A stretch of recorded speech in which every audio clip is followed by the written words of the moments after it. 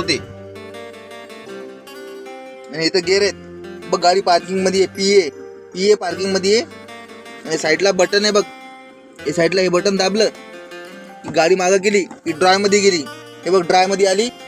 इथं बघ डी दिसते समोर. हा इथं डी ड्राय मध्ये. परत इकडं वापिस आला. ब्रेक दाबायचा आणि हे बटन दाबायचं. गाडी समोर गेली. आर रिवर्स मध्ये. क्लच ब्रेक सोडला गाडी डायरेक्ट थोडी मागे जाते. परत हे बघ इथं परत आर आला का खाली आर दिसते बघ. इथं माझ्या बोटापाशी बघ आर दिसते. त्यानंतर परत हे बटन दाबलं मधात घेतलं डायरेक्ट एन न्यूट्रल. गाडी कुठंच जाणार नाही. बघ हे इथं प्लस मायनस दिसते बघ. इथं हे प्लस मायनस.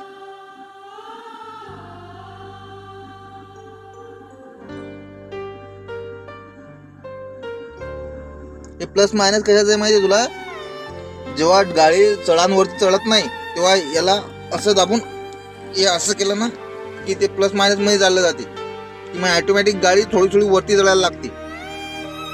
डी मध्येच टाकायची गाडी. डी मध्ये आरामशीर वरती पण चढते.